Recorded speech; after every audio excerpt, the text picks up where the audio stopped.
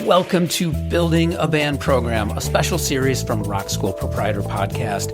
I'm John Kazicki, owner of Michigan Rock School, and this series is for studio owners who want to add a band program to their studio or who have a band program and want to take it to the next level. A band program can be a major benefit to any music school. For students, there's built-in accountability and reason to practice, and a strong sense of community and friendship formed from playing music with other people. And for your studio, that strong sense of community means greater student retention, better profit margins, and that dynamic of a band program simply can't be replicated in one-on-one private lessons. In this multi-part series, I'm going to walk you through everything from how to structure your band program and choose the right instructors, all the way to putting on a concert that your students and their families are going to be talking about for months. Today's topic, how to group students into bands.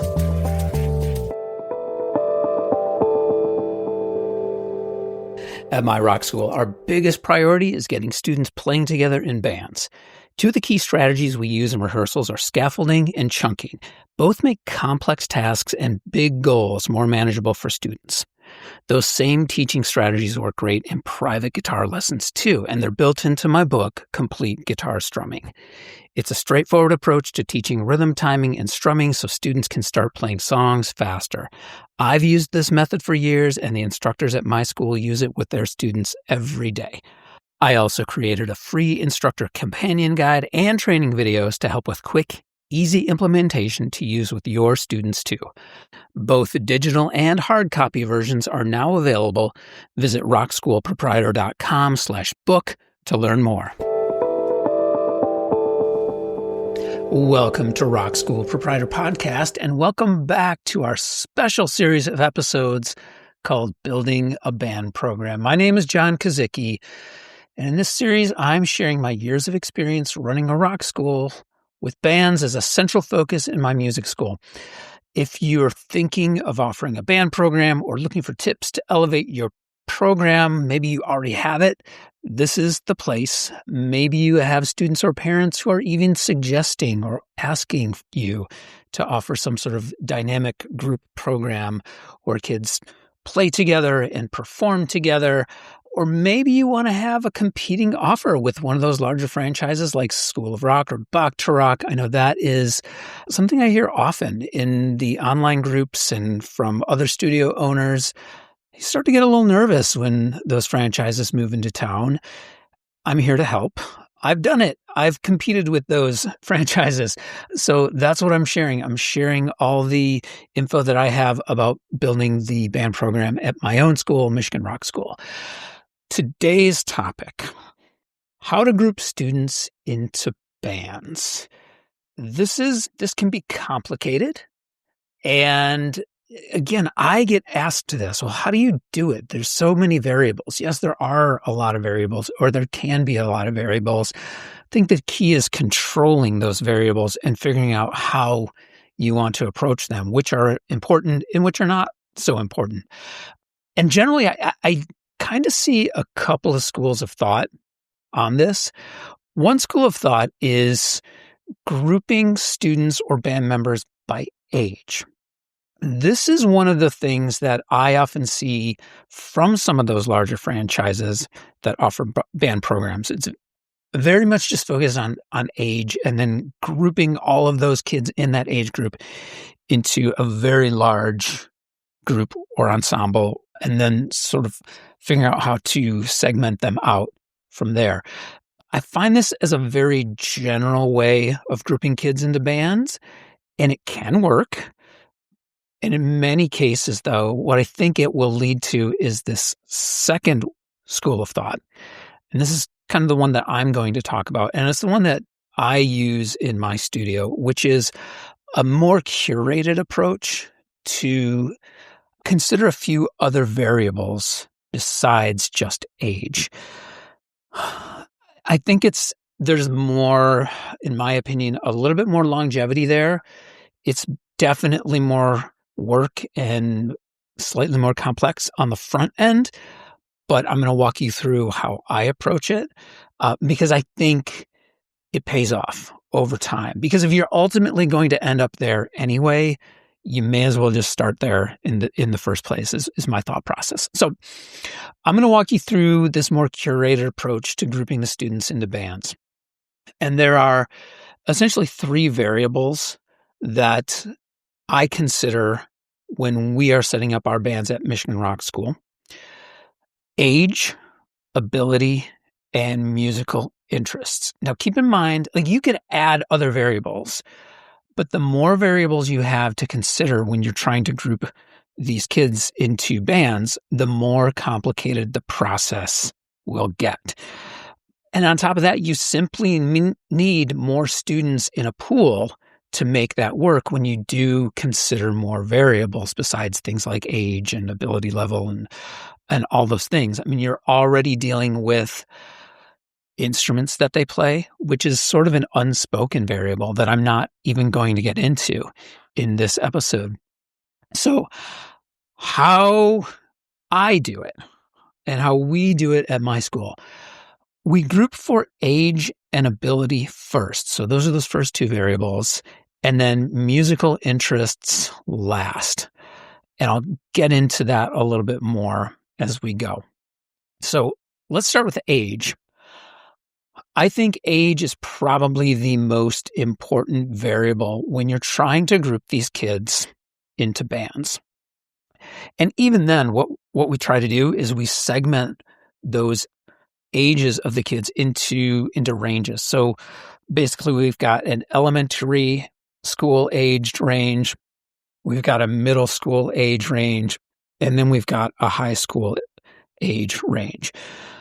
They're not firm guidelines. I believe in a little bit of flexibility there. That gives you more ability to work within this somewhat complex system with more variables to be able to make exceptions. Say, for instance, you've got a kid who is maybe fifth grade age, and he's a really good fit for maybe a group of kids that are in sixth and seventh grade. You can make an exception, but the age range is more a general guideline. But I do think it's important because when we're putting these kids in groups, part of the allure and part of the draw for the band program, yes, it's playing music together. That's a huge part, but it's also that bond that the kids make. Emotional development matters when we're talking about age range. This is a social activity. Again, yes, it's about playing music, but it also becomes a very social environment when kids are in band rehearsals. We've even had situations where the families of the kids in a group would get together outside, not just the kids, but the families of the kids would get together outside of band rehearsals before final performances for one more run through of their set. And they'll go all out, and the kids are playing airsoft and video games and then running through their songs and then having pizza. And that's very social. It all spawns from this idea of playing music together. But I think it's important to remember how social this activity becomes. And that is so important because that's the thing that's going to keep these kids engaged in this activity. It's the thing that's going to improve your overall retention with your students in these band programs. That is where the magic happens. So yes, keep in mind that this is a social activity. Now, flip side, we've definitely had situations where we've had an exceptionally talented kid for his age, and even some pressure from parents saying, my kid is talented and can play with these older kids. I had to push back and say, I don't think that's a good idea. And the situation I'm talking about, I'll name it here. We're talking about a kid who was in, I want to say maybe fourth grade, and playing at a very high level, playing at a level where in terms of skill, he definitely could play with kids that were maybe 15 years old. And we got pushback from parents. wanted the kid to be in a more challenged environment. While I understand it, what I think parents don't view, and I think it's important for us to consider, is when you put, say, a 9-year-old in with a group of 15-year-olds, socially, those kids are completely different. The 9-year-old is going to feel way out of place socially.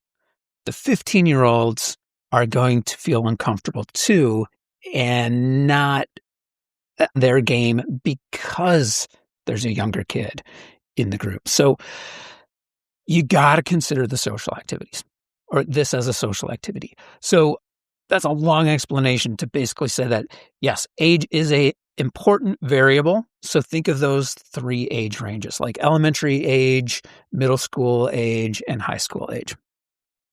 All right, variable number 2, what we consider is the ability of the student. Kind of goes along with what I was just saying, but I tend to say that age sort of trumps ability in a sense. How do you do this? How do you figure out what ability level these kids are playing at? Especially when you're dealing with a lot of kids to group into bands. It's very easy when you're talking about, I'm trying to put these 2 bands together from the students in my music school. We're talking about maybe, 8 to 10 students. Pretty easy. You can get a read on their ability. When I'm grouping students in my music school, we're talking about, maybe 90 kids. And so we've developed a process to essentially assess these students based on what they can do. And then we categorize them into essentially different levels. And for each instrument, we have different skills that we have the instructors assess the students at. Can they do this? Okay, cool. Then they're in this level. Can they do these skills? If they can do these skills, then maybe they're in this other ability level. If they can do these other skills, then maybe they're in this even higher ability level. So ability level matters. It's basically categorizing all these kids, right? And so using these variables, then we were able to sort of look at pools and categorize the different kids so that we can group them together. Last variable that we consider is musical interest. This is a tricky one. It's important, but it's not static, meaning that the musical interests of all of us, but students in particular, ebbs and flows and changes over time. A band that they love one month, they may not like the next month. So these things change. So it's a tricky variable to consider. We do try and consider it, though. More important, though, is making sure that students understand that they need to be willing to be a little bit flexible in these situations. They may have to play songs that they don't love. They may have to play songs that they downright do not like, but they're also going to get to play songs that they do like. Instructors have to curate that a little bit. Instructors have the final say, at least at my school, what these students are going to play and what songs they're going to play. So yes, consider musical interests when you can. I think it, again, helps with that social aspect of it. If kids are excited about the music that they're playing, then they're going to be more likely to be engaged in the groups and have fun. But take that with a grain of salt because it is a really tricky variable. I put it last in the list of those 3 variables to consider when you're grouping the bands. All right, now I'm going to mention something that I would advise you try and avoid. Try to avoid when you're grouping these students into bands. Try and avoid adding rehearsal times into that mix. And what I mean is going to parents of interested students and saying something like, hey, does this time for rehearsal work? If you have a list of 5 students or 6 students who are going to be in this group and you ask each one of their parents that question, you are going to get different answers. So don't even bring that into the conversation. This is not like private lessons where you do ask, hey, how about this time or this time? Think of this more like how maybe a sports team would operate or how dance classes operate. Neither of those go to the kids who are interested in these activities and say, we're thinking about practice times. What do you think about this? They don't do that. They just set a time and participants work around that to work it into their schedule. I get that this might be a hard thing to wrap your brain around in music lessons, especially if you're so used to private lessons, because this is contrary to how we do tend to operate. We are accommodating. We do say what times work for you when you're talking about private lessons. It's just not practical when you're working with groups. Now, the pushback I've gotten from some people when I've mentioned this is like, well, but we want to make sure that they like this experience and they're going to like the experience, right? And if parents and students are motivated to do this program that you're offering, they will work around it. They will make it work. You can still change their lesson times for them, their private lesson times for them. You can still accommodate them for those things. But again, think about all the variables. We're talking about a group of 5 or 6 kids. We've got an instructor. We've got room availability.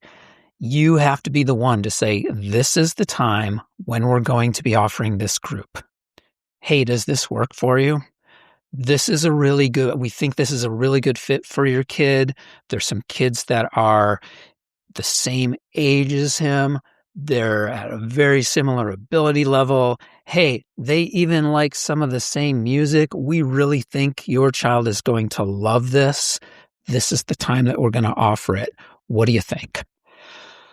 If it doesn't work for them, it doesn't work for them. But you can't let that spoil the entire process. So I would, again, caution against that ask. Does this time work for you when you're talking about grouping these kids into bands?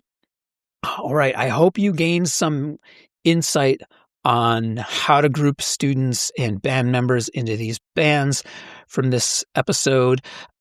Stay tuned. We've got more cool topics planned for this series, like how to choose songs. What does a band class or rehearsal actually look like? How do you manage students in rehearsals? And then some elements of great concerts. Thanks for tuning in. We'll see you next time. Wait, don't turn off the episode yet. I'm planning to offer a free live webinar to accompany this series in July, where I'll share more details on band programs and how to scale them, and give you the chance to ask questions live. But I've never done this before, so I just need to know that you're interested. So send me an email at info@rockschoolproprietor.com with the subject line webinar, and I'll be in touch with details. If you have topic suggestions or questions, please contact us at info@rockschoolproprietor.com. We'd love to hear from you and hear suggestions for future shows. We've put together some free resources for teachers and studio owners over at rockschoolproprietor.com and a private Facebook group called The Modern Music School. Please join us over there. On social, I'm at rock.school.proprietor on Instagram and John Kazicki on both LinkedIn and Blue Sky. Your ratings and reviews on Apple Podcasts and Spotify are always appreciated. And if you enjoyed the show and gain insight from our conversation, then we count that as a win. All we ask in return is that you pay it forward, and please share the show with someone you think needs to hear it.